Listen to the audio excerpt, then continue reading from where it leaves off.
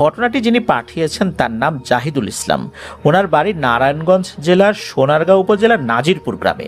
উনি বর্তমানে সৌদি আরবে রয়েছেন। যে ঘটনাটি উনি শেয়ার করেছেন এই ঘটনাটি ওনার নিজের সাথেই ঘটে যাওয়া ঘটনা। উনি খুব ব্যস্ত থাকেন, অনেকবার লেখার চেষ্টা করেছেন, অল্প অল্প করে লিখেছেন, সময় নিয়ে লিখেছেন, এরপর পাঠিয়েছেন। ঘটনাটি ঘটেছিল 2003 সালে শীতকালের মাঝামাঝি কোন একটা সময়। তখন উনি ছোট ছিলেন, বয়স 6 কি 7 বছর হবে এমন একটা সময়। তো একদিন রাতের বেলা ওনার খালু ওনাদের বাড়িতে এসে ওনার বাবাকে বলেন যে, ভাই বিলে মাছ ধরতে যাবেন নাকি? শুনলাম জেলেরা মাছ ধরে চলে গেছে, এখন বিলের বিভিন্ন অংশগুলো পরিত্যক্ত হয়ে পড়ে আছে।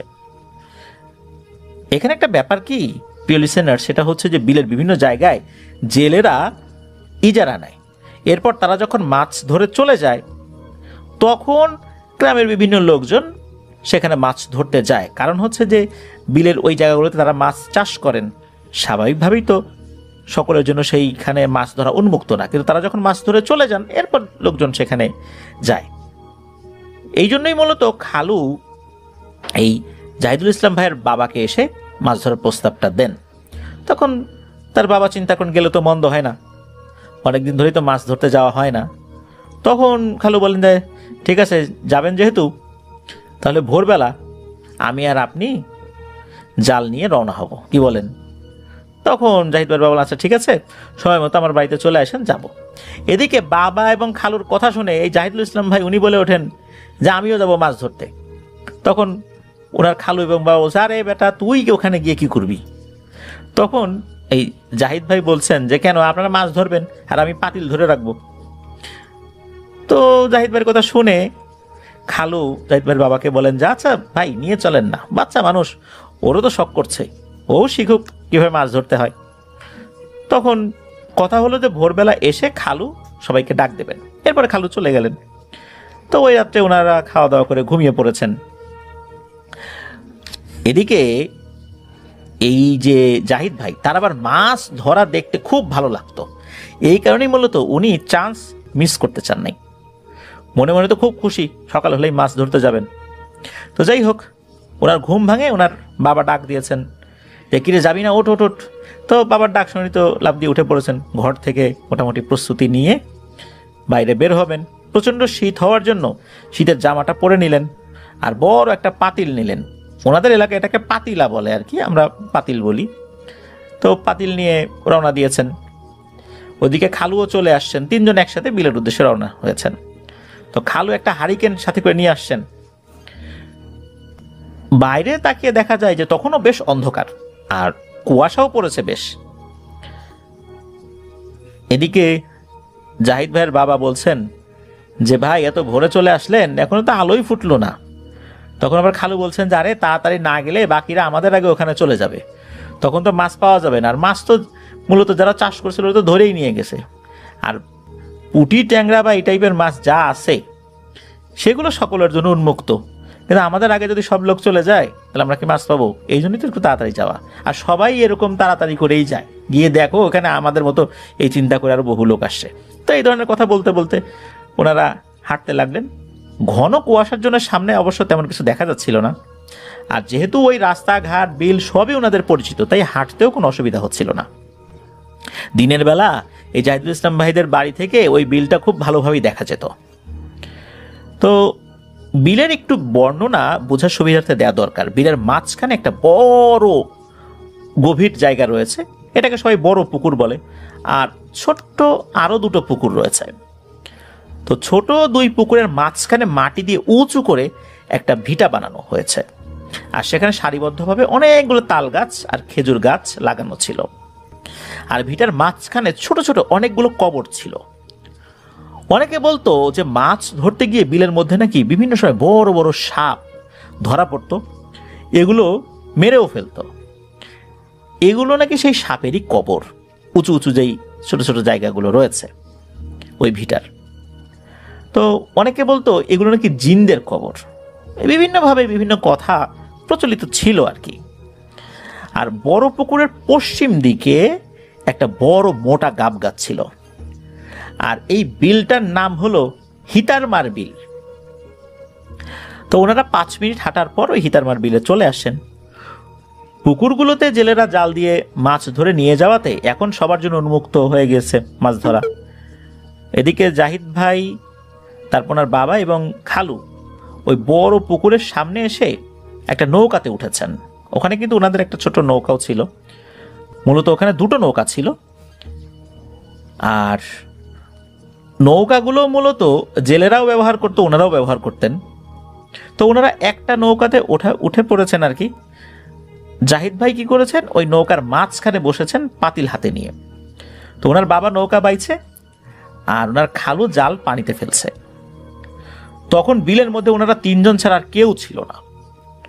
খালু জাল থেকে মানে ওই মাছ ওঠানোর চেষ্টা করছেন। তো দেখা গেল যে অনেক মাছই ধরা পড়েছে। তো ওনারা সবাই জাল থেকে মাছগুলো বের করে ওই পাতিলে রাখছিলেন। তো এইভাবে কয়েকবার খালু জাল ফেলার পর পাতিলটা ভরেই গেল মাছে। আল্লাহর রহমতে অনেক মাছ পেয়েছিলেন আর কি। পাতিলটা ভরে গেছে। আর পাতিলটাও কিন্তু বেশ বড় একটা পাতিল ছিল। এরকমই একটা বড় পাতিল নিয়ে আসছিলেন জাহিদ ভাই। খালু তখন আবারও পানিতে জাল ফেলেছেন, মানে পাতিল ভরে প্রায় গিয়েছে। এরপরও হঠাৎ করেই শোনা গেল কে যেন কান্না করছে। প্রথমবার বিষয়টি মনের ভুল ভেবে ওনারা উড়িয়ে দেন। এরপর আবারও উনি কান্নার শব্দ শুনতে পান। তখন খালু জাহিদ ভাইয়ের বাবাকে বলেন, ও ভাই, আপনি কি কোনো শব্দ শুনতে পাচ্ছেন? তখন খালুর বাবা কথাটা শুনে এড়িয়ে গেলেন, কিছু একটা ইশারা দিলেন। এটা আবার জাহিদ ভাই বুঝতে পেরেছিলেন। জাহিদ ভাই বুঝতে পারলেন যে যদি জাহিদ ভাইয়ের বাবা বলেন যে হ্যাঁ আমি শুনতে পাচ্ছি, তাহলে জাহিদ ভাই ভয় পেতে পারেন, ছোট মানুষ। এই জন্য মূলত ওই খালুকে ইশারা দিয়েছিলেন যে চুপ থাকো, মানে উনিও শুনতে পেয়েছেন আসলে। এরপরে জাহিদ ভাইয়ের বাবা বলেন, আরে ও তেমন কিছু না, তো মাছ ধরেন মাছ ধরেন। তো খালু আবারও মাছ ধরা শুরু করেছেন। এরপর আবারও সেই কান্নার শব্দটা ভেসে আসতে লাগলো। এবার মনে হচ্ছে শব্দটা আরো জোরে। এবার কিন্তু এই জাহিদুল ইসলাম ভাই শুনতে পেয়েছেন। এবার উনি নিজেই ওনার বাবাকে বললেন, ও বাবা, এত রাত্রে কে কান্না করছে এখানে? এই কথা শোনার পর ওনার বাবা বুঝতে পারলেন যে এখন তো আর এই বিষয়টা লুকিয়ে লাভ নেই। তো ওনার বাবা উত্তর দিলেন, আরে ও কিছু না, আমি দেখছি, তুই ভয় পাস নেই, দেখি কে কান্না করে। তো এরপর হয় কি যে ওনার বাবা কান্নার শব্দটা কোন দিক থেকে আসছে সেটা লক্ষ্য করে নৌকা চালাতে লাগলেন।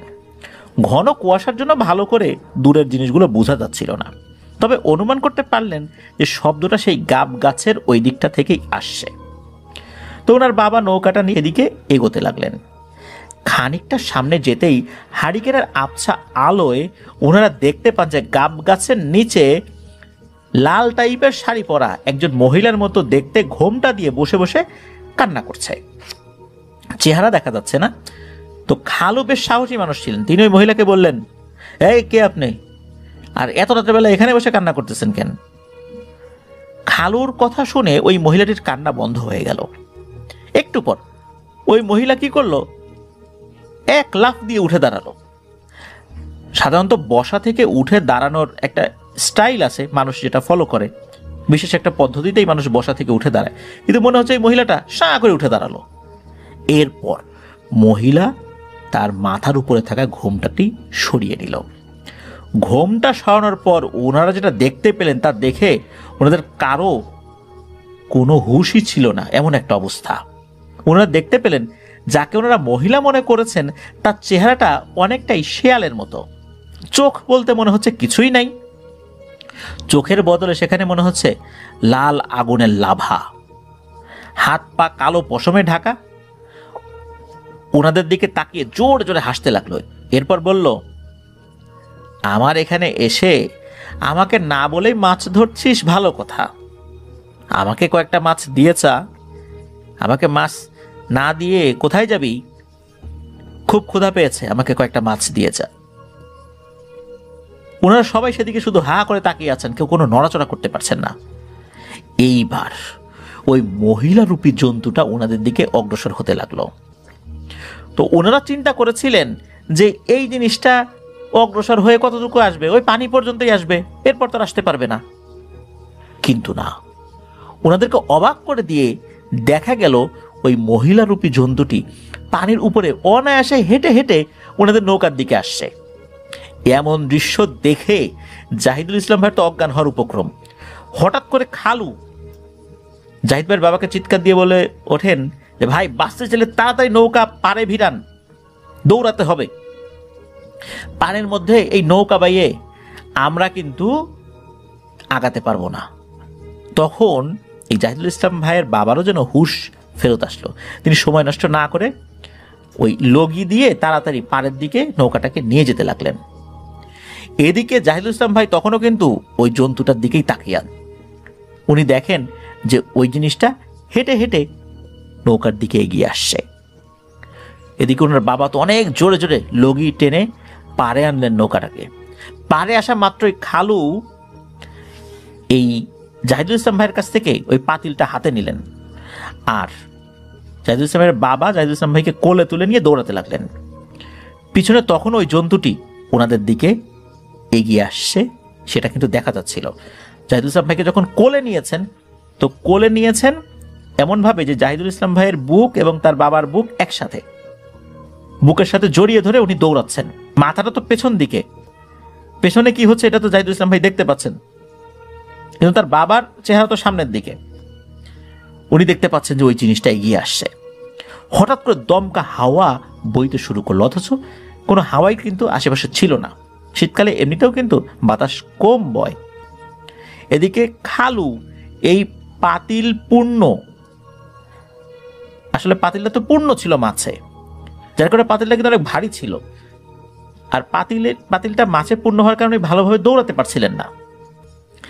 একটা পর্যায়ে যখন দেখলেন ওই পিশাচটা পিছু পিছু আসছেই, বাধ্য হয়ে উনি ওই পাতিলটা ফেলে দিলেন। ফেলে দিয়ে দৌড়াতে লাগলেন। মূলত ওনারা কিন্তু ওনাদের বাড়ির দিকে দৌড়াচ্ছিলেন না, কাছে পিঠে যেই জায়গায় ডাঙা ছিল সেখানেই নৌকাটা ভিড়িয়েছিলেন। ওনাদের বাড়ি ছিল অন্য সাইডে। তো ওনারা যে দিক দিয়ে দৌড়াচ্ছেন, একটা গ্রামে ওনারা ঢুকে পড়েন। একটা বাড়ির সামনে এসে তিনজন চিৎকার চেঁচামেচি শুরু করেন। এদিকে তো জাহিদুল ইসলাম ভাই অজ্ঞান হয়ে গেছেন ভয়ে। চিৎকার শুনে বাড়ির অন্য সবাই বের হয়ে আসে। এর মধ্যে হয় কি যে এই জাহিদুল ইসলাম ভাইয়ের বাবা এবং খালু তারাও অজ্ঞান হয়ে গিয়েছিলেন। যদিও বা এই তিনজনকেই ওই বাড়ির লোকজন চিনতেন খুব ভালো করেই, মানে জাহিদুল ইসলাম ভাইকেও চিনতেন, জাহিদুল ইসলাম ভাইয়ের খালু বাবা তাদেরকেও চিনতেন। তো বাড়িতে খবর পাঠানো হয় এই অবস্থা, আপনারা আসেন, আপনাদের বাড়ির তিনজন সদস্য এরকম অজ্ঞান হয়ে গেছে। তো পরের দিন দুপুরের দিকে জাহিদুল ইসলাম ভাইয়ের জ্ঞান ফেরে। উনি তাকিয়ে দেখেন আশেপাশে অনেক মানুষ, আর ওনার পাশে ওনার বাবা এবং খালুও শুয়ে আছেন। মূলত তাদের জ্ঞান আরো আগেই ফেরত এসেছিল। এরপর একজন লোক গিয়ে একজন কবিরাজকে নিয়ে আসেন ডেকে। কবিরাজ আসছেন ওনাদের ওখানে, ওনাদেরকে পানি পড়া খেতে দেন। এরপর পানি পড়া যখন ওরা খেয়েছেন বেশ একটু ভালো অনুভব করেন। এরপর মূলত খালু সবাইকে এই বিষয়টা খুলে বলেন। সব শুনে কবিরাজ বলেন যে আপনারা তো অনেক বড় একটা বিপদ থেকে আল্লাহর রহমতে বেঁচে গিয়েছেন। এত রাত্রেবেলা আপনারা ওই গাব গাছের ওইদিকে কেন গেছেন? জানেন না ওই জায়গাটা খুব ভয়ঙ্কর। আর খুব ভালো একটা বুদ্ধিমানের কাজ করেছেন যে ওই মাছের পাতিলটা আপনারা ওখানে ফেলে দিয়ে চলে আসছেন, তা না হলে ওই জিনিসটা পিছু পিছু আপনাদের বাড়িতে ঢুকে পড়তো, তখন কিন্তু অনেক বড় বিপদ হতো। পরিবারের সবাই এই ভয়ঙ্কর পিশাচিনীর আক্রমণের শিকার হতেন। তো যাই হোক, এরপর ওনারা তিনজনই বাড়িতে ফেরত আসছেন। খালু বিকেলবেলা ওই যে যেখানে পাতিলটা ফেলে দিয়েছিলেন সেখানে গিয়েছিলেন। সেখানে গিয়ে দেখতে পান ওই পাতিলটা একদম চ্যাপ্টা হয়ে পড়ে আছে। ওর ভিতর তো মাছ থাকার প্রশ্নই নাই। মনে হচ্ছে যে ওর ভিতরে সব মাছগুলো খেয়ে নিয়ে ওই পাতিলটা দুমড়ে মুচড়ে চ্যাপ্টা করে ওখানে রেখে গিয়েছে। তো এই ঘটনার পর জাহিদুল ইসলাম ভাই বেশ কয়েকদিন অসুস্থ ছিলেন, জ্বর হয়েছিল। এরপর আল্লাহর রহমতে ঝাড়ফুঁক করার মাধ্যম দিয়ে উনি সুস্থ হয়ে যান। তো এটাই ছিল ঘটনা। মূলত ঘটনাটি ওনার বাবার সাথে ঘটে যাওয়া একটি সত্য ঘটনা। ঘটনায় যাওয়ার আগে ওনাদের গ্রামের অবস্থান সম্পর্কে একটু বলা যাক। মাধবপুর উপজেলা হচ্ছে সিলেট বিভাগের প্রবেশদ্বার। ওনাদের গ্রামের অবস্থান হলো মাধবপুর উপজেলা, ঢাকা সিলেট যে মহাসড়ক সংলগ্ন রতনপুর নামক যে জায়গাটা রয়েছে, এই রতনপুর থেকে 3.5 কিলোমিটার পশ্চিমে গেলে ওনাদের ইউনিয়ন ছাতিয়াইন, আর ছাতিয়াইন থেকে 2.5 কিলোমিটার উত্তরে গিয়ে আবার 1.5 কিলোমিটার পশ্চিমে গেলেই হচ্ছে ওনাদের সেই সাকুচাইল গ্রাম। ছাতিয়াইন থেকে ওনাদের গ্রামের দিকে যে রাস্তাটা এসেছে এটাকে ওনারা বলেন হচ্ছে বড় সড়ক। আর এই সড়কের পাশেই আছে একটি খাল, মূলত স্থানীয়ভাবেই বড় সড়ক ওনারা বলে থাকেন। এই খালটিকে ওনারা ডাকেন হচ্ছে সড়কের খাল। এখন আমরা ঢুকে যাই মূল ঘটনায়। ঘটনার সময় আনুমানিক 1980 কি 81 সাল এরকম হবে। তো ওনার বাবার নাম মোহাম্মদ আব্দুস শুকুর মিয়া। ওনার বাবা ছোটবেলা থেকেই মাছ ধরার প্রতি দারুণ নেশা ছিল, আর মাছ ধরার বিভিন্ন কলা কৌশল সম্পর্কে উনি বেশ ভালোই জানতেন, আর এই কলা কৌশলগুলো খুব ভালোভাবেই রপ্ত করেছিলেন। সময়টা বর্ষাকাল। ওনাদের বাড়ির পাশের এক চাচা, যার নাম হচ্ছে মোহাম্মদ সাক্কর আলী, তিনিও মাছ ধরা বেশ পারদর্শী ছিলেন। তো ওনার বাবা এবং এই সাক্কর চাচা প্রায়ই রাতের বেলা মাছ ধরতে যেতেন। বর্ষাকালের শেষের দিকে এই সড়কের খালে প্রচুর মাছ ধরা পড়ত। একদিন দিনের বেলা প্রচুর বৃষ্টি হয়েছে। বৃষ্টি হলে সড়কের খালে মাছ ধরা পড়তো আবার বেশি। সেদিন এই সাক্কর চাচা ওনার বাবাকে বলেন যে, আরে আব্দুস শুকুর, আজ তো অনেক বৃষ্টি হয়েছে, চল রাত্রে সড়কের খালে মাছ ধরতে যাই। এদিকে রনি ভাইয়ের আব্বা তো এক পায়ে রাজি। দুজনেই সিদ্ধান্ত নিলেন যে ওই রাত্রে সড়কের ওই খালে মাছ ধরতে যাবেন। এশার আজানের পর দুজনে রওনা হলেন খালের দিকে। যেতে যেতে 8টা কি 8:30 বেজে গেছে। খালে পৌঁছে দেখা গেল খালের মধ্যে অনেকেই মাছ ধরার জন্য নেমে পড়েছেন। আর যারা মাছ ধরছেন তাদের মধ্যে অধিকাংশ মানুষই ওনাদের পাশের গ্রামের, কয়েকজন অবশ্য আছেন ওনাদের গ্রামেরই। তো রনি ভাইয়ের আব্বা এবং এই সাক্কর চাচা জাল পেতে মাছ ধরা শুরু করলেন।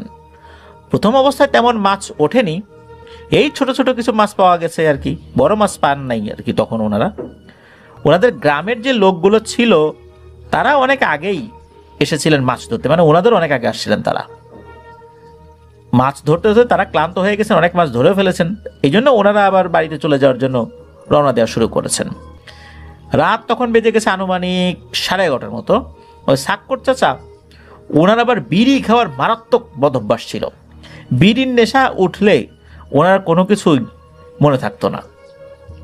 আর উনি যতটুকু বিড়ি এনেছিলেন সেটা শেষ হয়ে গেছে। তাই এই সাক্কর চাচা রনি ভাইয়ের আব্বাকে বলেন যে, হ্যাঁ রে আব্দুস শুকুর, আমি বাড়ি থেকে আসি রে, তুই মাছ ধর, আমি বিড়ি নিয়ে আসি কটা, বিড়িতে টান পড়ে গেছে, বিড়ি শেষ। তো এই বলে ওই সাক্কর চাচা ওই যে যেই লোকগুলো চলে যাচ্ছিলেন তাদের সাথে রওনা হয়েছেন তার বাড়ির দিকে। খাল থেকে এই রনি ভাইদের বাড়ির দূরত্ব ছিল 1 কিলোমিটারের মতো। এই সময় কিন্তু ওনাদের পাশের গ্রামের লোকেরাও ছিল তার সাথে। তো চাচা যাওয়ার ঘন্টাখানেক পরেই একদম মারাত্মকভাবে বৃষ্টি শুরু হয়েছে, মুষলধারে বৃষ্টি। বৃষ্টি পড়া দেখে ওই যে লোকজন, যে কয়েকজন ছিল আশেপাশে যারাও মাছ ধরছিলেন, এরাও বাড়িতে চলে গেছে। খালে এখন শুধু এই রনি ভাইয়ের আব্বা একা, চারদিকে শুনশান নীরবতা। এইভাবে 10 থেকে 15 মিনিট মুষলধারায় বৃষ্টি হয়েছে। 10 থেকে 15 মিনিট পর বৃষ্টি কমে গিয়ে ঝিরঝির বৃষ্টি শুরু হয়েছে। বৃষ্টি পড়া থেমে যাওয়ার পর থেকেই মূলত বড় বড় মাছ ওঠা শুরু হয়েছে। এতক্ষণ কিন্তু ছোট ছোট মাছ ধরছে, ছোট ছোট ট্যাংরা, পুঁটি, টাকি, এগুলো। এই যে এতক্ষণ অতিবাহিত হয়ে গেল, সাক্কর চাচার কিন্তু আসার খবর নাই। যেহেতু বৃষ্টি হয়েছে, সাক্কর চাচা এই কারণে হয়তো আসতে পারছেন না, এরকম হয়তো চিন্তা করেছেন রনি ভাইয়ের আব্বা। এদিকে বড় বড় মাছ ওঠা দেখে রনি ভাইয়ের আব্বার তো এবার মাছ ধরার নেশা ভালো মতোই চেপে বসেছে, যে ভালোই তো মাছ পাচ্ছি বড় বড়। তো অনেকগুলো বড় বড় মাছ পেয়েছেন উনি। এর মধ্যে ছিল 2 থেকে 3টা বড় বড় বোয়াল মাছ। বড় বড় বলতে মানে অনেক বড় না, তবে হয়তো বা সাইজ হবে কেজি 1.5-এর মতো এরকম। আর এরকম মাছ ধরা যেহেতু চলছে, উনিও গভীর মনোযোগ দিয়ে মাছ ধরছেন। হঠাৎ করে রনি ভাইয়ের আব্বা খেয়াল করলেন যে মনে হচ্ছে যে ওনার মাছের যে ব্যাগটা রয়েছে, যে ব্যাগের মধ্যে উনি মাছ রাখছেন, এটা ধরে কেউ টানছে। এটা অনুভব করে ওনার আব্বা পেছন দিকে তাকিয়ে দেখেন যে একটা শেয়াল পানির মধ্যে নেমে এসেছে, মাছের ব্যাগ কামড় দিয়ে টানছে। আর শেয়ালটা বেশ অনেক উঁচু, মানে অনেক বড় সাইজের একটা শেয়াল।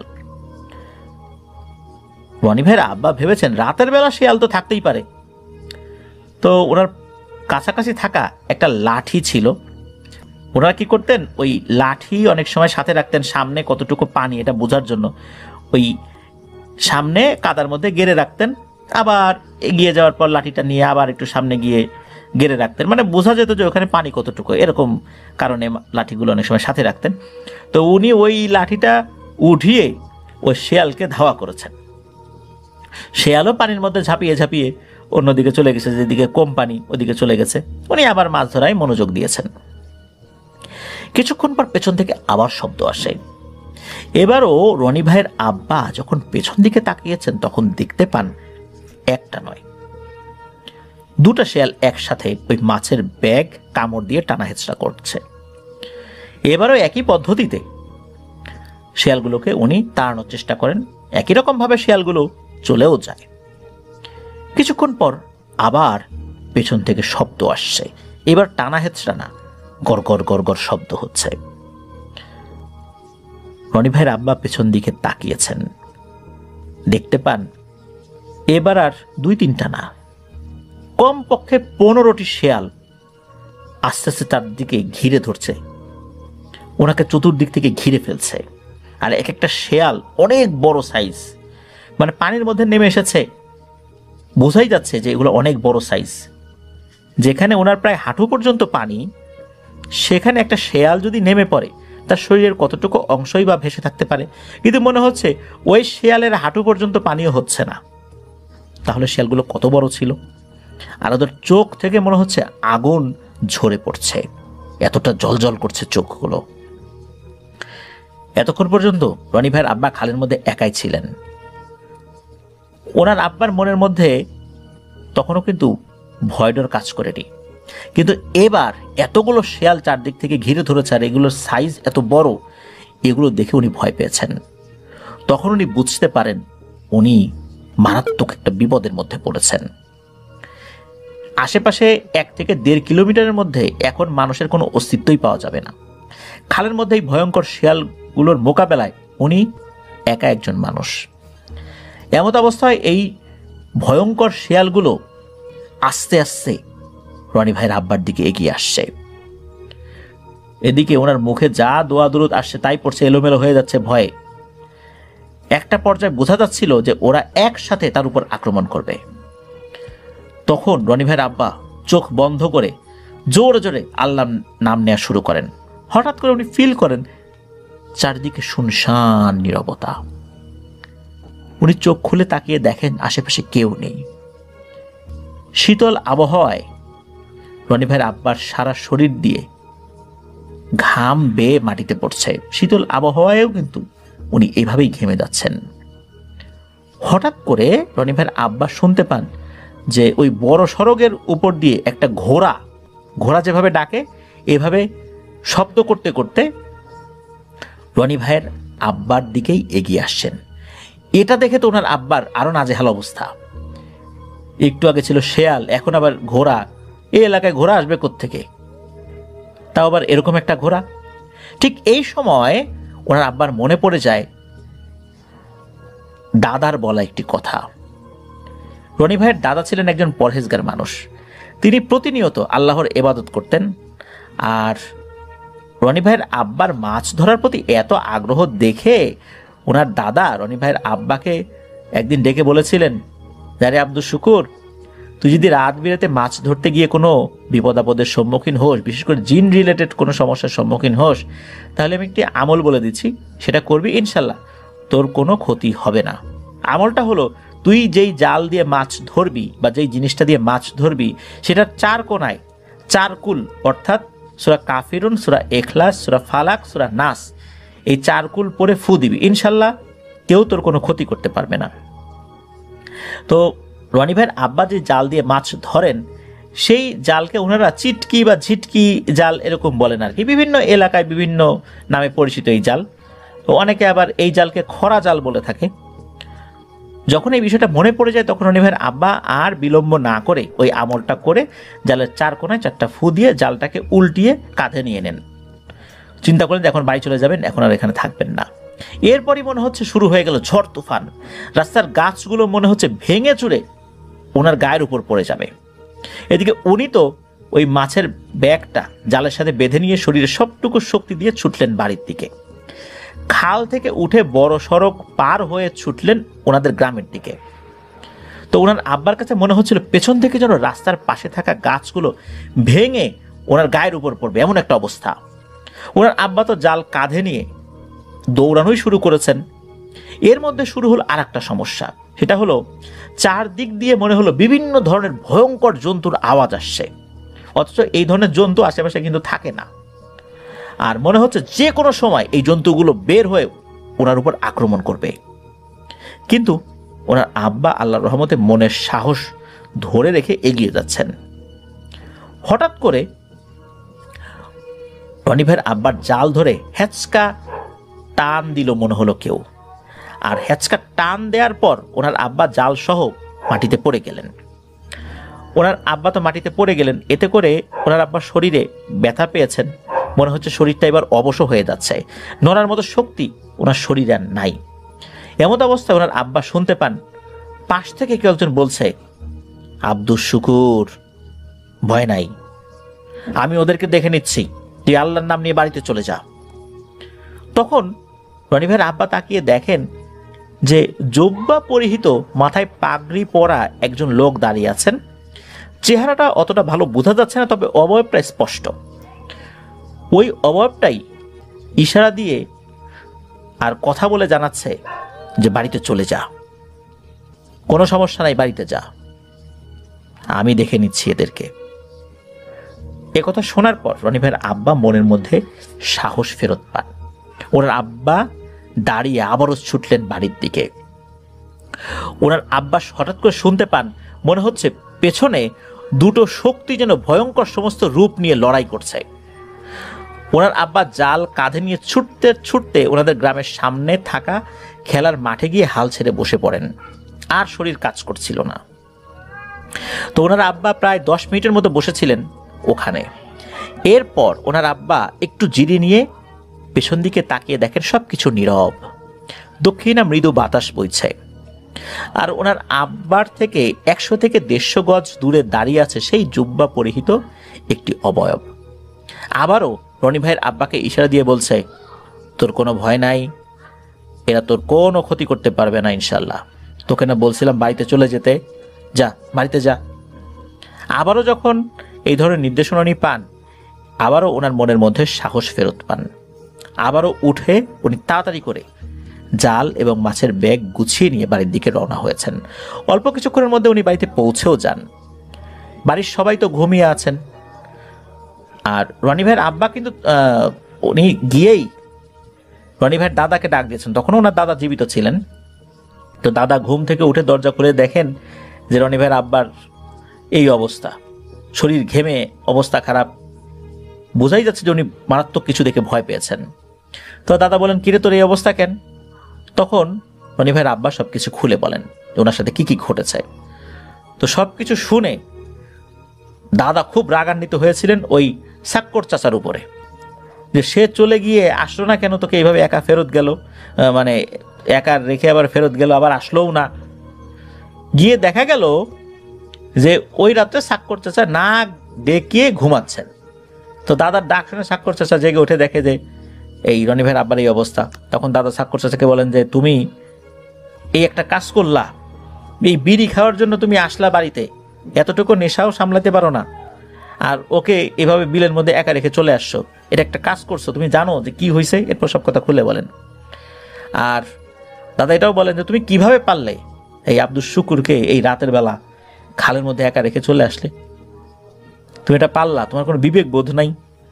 তো যাই হোক, সাক্কর চাচার সাথে অনেক রাগারাগি করে রনি ভাইয়ের আব্বাকে নিয়ে উনি বাড়িতে চলে আসেন। পরে অবশ্য ওনার আব্বার আর কোনো সমস্যা হয়নি। কিন্তু প্রশ্ন হলো, কে ছিলেন সেই জুব্বা পরিহিত ওই অবয়বটি? এইরকম চেহারার লোক আগে তো কখনো উনি দেখেননি, যে এই ভয়ঙ্কর পিশাচ শ্রেণীর জিনদের কাছ থেকে ওনার আব্বাকে আল্লাহর রহমতে বাঁচিয়েছিলেন। মূলত এইখানে যে ব্যাপারটা সেটা হচ্ছে যে দাদা একটি আমল শিখিয়ে দিয়েছিলেন এবং দাদার পরিচিত কোনো একটি জিন ছিলেন যিনি রনি ভাইয়ের আব্বাকে আল্লাহর রহমতে হেফাজত করেছিলেন। এই রহস্যটা ওনার দাদা জানতেন। তো যাই হোক, এই ঘটনাটি রনি ভাই ওনার আব্বার মুখ থেকে অনেকবার শুনেছেন। ওনার বাবার জন্য দোয়া চেয়েছেন, উনি অসুস্থ, একবার স্ট্রোক করেছেন। তা আমরা দোয়া করি আল্লাহ তাআলা ওনাকে দ্রুত সুস্থতা দান করুন। প্রিয় লিসেনার্স, এটাই ছিল ঘটনা। এখন যে ঘটনাটি আপনাদের সাথে শেয়ার করতে যাচ্ছি, এই ঘটনাটি আমাদেরকে যিনি দিয়েছেন তার নাম মাহমুদ। উনি ঢাকার মিরপুরে রয়েছেন। উনি 2014 সালে যশোর গিয়েছিলেন 40 দিনের চিল্লা দিতে তাবলিগ জামাতের সাথী হয়ে। তো ওখানে যাওয়ার পর পেশায় একজন ইঞ্জিনিয়ার যার নাম জামাল, উনি একটি ঘটনা শেয়ার করেছিলেন। জামাল ভাইয়ের বর্ণনা অনুযায়ী ঘটনাটি ঘটেছিল 1990 সালের দিকে। 1990 সাল বা আশেপাশের সময় হবে, মূলত 90-এর দশকের শুরুর দিকের ঘটনা এটি। উনিও 40 দিনের জন্য তাবলিগ জামাতে গিয়েছিলেন। ঢাকার কাকরাইল মসজিদ থেকে এই জামাতটা পাঠানো হয়েছিল কুমিল্লাতে। কুমিল্লার যেই মার্কাজ মসজিদ, মানে যেই জেলার মসজিদ থেকে ওই জেলার বিভিন্ন মসজিদগুলোতে তাবলিগ জামাতের সাথীরা যাবেন, সেখানে বসে সিদ্ধান্ত হয়, বন্টন করা হয় কে কোথায় যাবেন। এই মসজিদগুলোকে মার্কাজ মসজিদ বলে।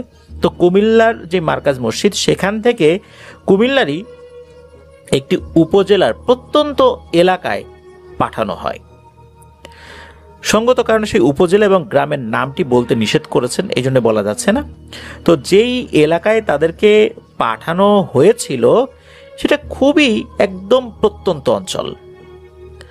সেখানে তখনও বিদ্যুৎ ছিল না, একদম অজপাড়াগা বলতে যা বোঝায়। ওনারা ওখানকার একটা মসজিদে থাকতে শুরু করেন।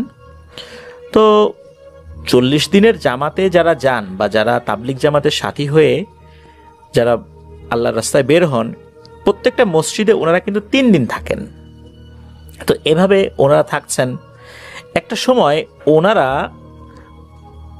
একটি মসজিদে যান, মূলত ওই এলাকায় ওনাদের ওটা 4র্থ মসজিদ ছিল। তো ওখানে ওনারা গিয়েছেন, এশার নামাজ পড়ে সকলে খাওয়া দাওয়া করে শুয়ে পড়েছেন। সাধারণত দেখা যায় শহর এলাকার মসজিদগুলোতে তাবলিগ জামাতের যে সাথীরা আসেন, ওনারা এশার নামাজের পরও কিছু আমল করেন, কিন্তু ওখানে আসলে সেগুলো করার সুযোগ সেভাবে ছিল না। কারণ হলো, একে তো এলাকায় বিদ্যুৎ নাই, তারপর এলাকার মানুষজন তেমন কেউ আসলে মসজিদে আসেও না।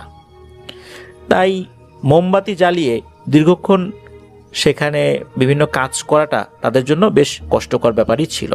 এই জন্যই আমির সাহেবের পরামর্শ অনুযায়ী সকলেই এশার নামাজ পড়ে খাওয়া দাওয়া করে শুয়ে পড়েন। সকলে যখন শুয়ে পড়েছেন তখন রাত কিন্তু গভীর না।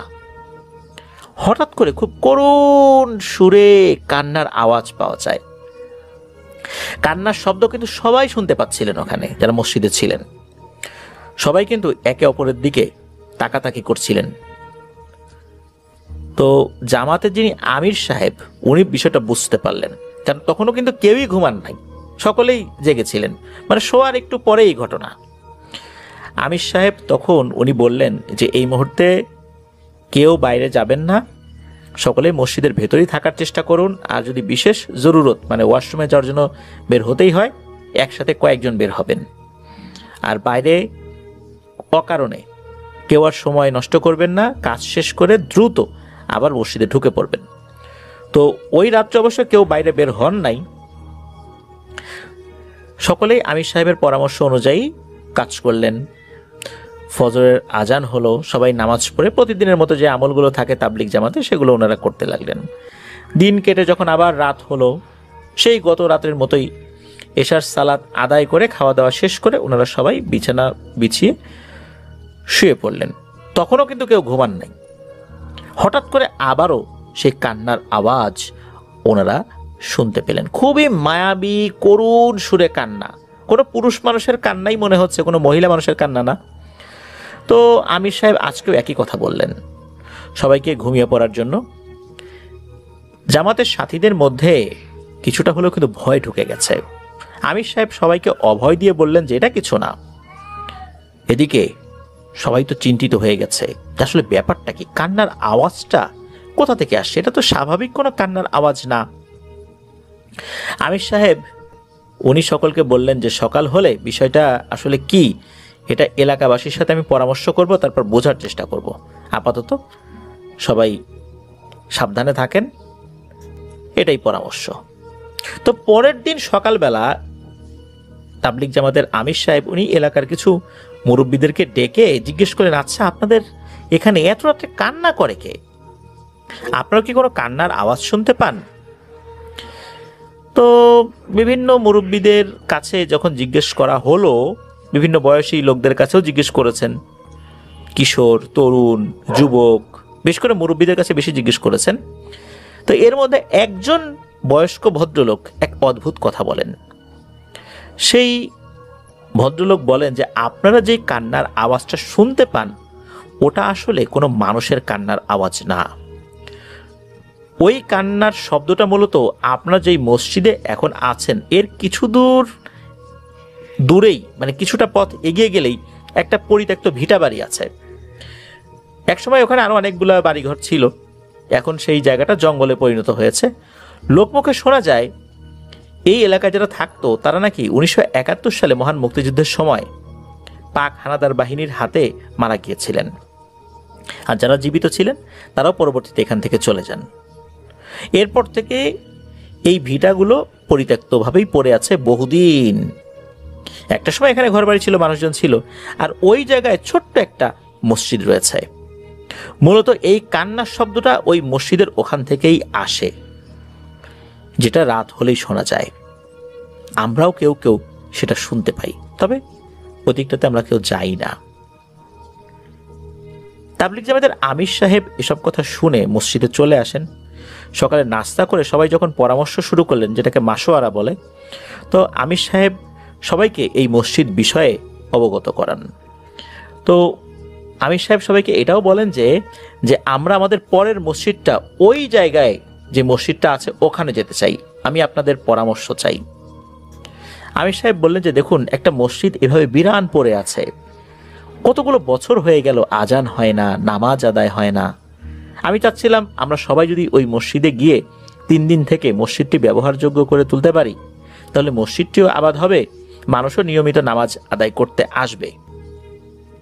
তো আমির সাহেবের কথা শুনে জামাতের সকল সাথী ভাই এক বাক্যে রাজি হয়ে যান যে নিঃসন্দেহে এটা খুবই বড় ধরনের একটি ভালো কাজ হবে। তো এই যে জামাল ভাই যিনি এই দলে ছিলেন, তিনি বললেন যে আমরা সবাই রাজি, বলেন আমাদেরকে কি কি কাজ করতে হবে। তখন আমির সাহেব বলেন, ঠিক আছে, আমি আগামীকাল বা আজকেই মানুষের সাথে পরামর্শ করব এবং এলাকার মানুষের কাছে 3 দিন ওই মসজিদে থাকার অনুমতি চাইব, কারণ তাদের অনুমতি ছাড়া বা সহযোগিতা ছাড়া ওই জায়গাটাতে কাজ করাটা অনেক কঠিন হয়ে যাবে, দেখি তারা কি বলেন। তো আমির সাহেব এলাকার মানুষের সাথে পরামর্শ করেন, এলাকার মানুষও রাজি হয়। কিন্তু এলাকার মানুষ বলেন যে আপনারা ওখানে থাকবেন, ওখানে তো কোনো ওয়াশরুম নাই, তারপর আপনারা রান্না বাড়া করবেন, ওখানে পানির ব্যবস্থাও নাই, তবে গোসল করার জন্য ওখানে একটা পুকুর রয়েছে, ছোট্ট একটি পুকুর, ওখানে অনেক আগে থেকে আছে, পুকুরের পানিও ভালো। তখন আমির সাহেব বললেন যে এগুলো নিয়ে আপনারা চিন্তা করবেন না, আপনারা শুধু অনুমতি দেন, আপনারা সহযোগিতা করেন, ইনশাল্লাহ আমরা এই মসজিদটা আবার আবাদ করতে পারবো। এলাকাবাসীও তাদের সাধ্য অনুযায়ী এই তাবলিগ জামাতের সাথীদের সহযোগিতা করার প্রতিশ্রুতি দিলেন। এদিকে তারা ওই মসজিদে 3 দিন থাকার পর ওই জঙ্গলে পরিণত হওয়া ওই জায়গার দিকে রওনা দিলেন। ওনারা যে মসজিদটাতে ছিলেন সেই মসজিদ থেকে 2 থেকে 3 মিনিট সময় লাগে পায়ে হেঁটে ওই পরিত্যক্ত ভিটা বাড়ির ওই মসজিদে পৌঁছাতে। ওই সময় কিন্তু এই জামাল ভাইদের জামাতের সাথে এলাকার একজন মানুষও এখানে গিয়েছেন সেই ভিটা বাড়ি পর্যন্ত। এরপর ওই লোক ওখান থেকে চলে যান, উনি আর ওই মসজিদের ভিতরে ভয়ে যানই না।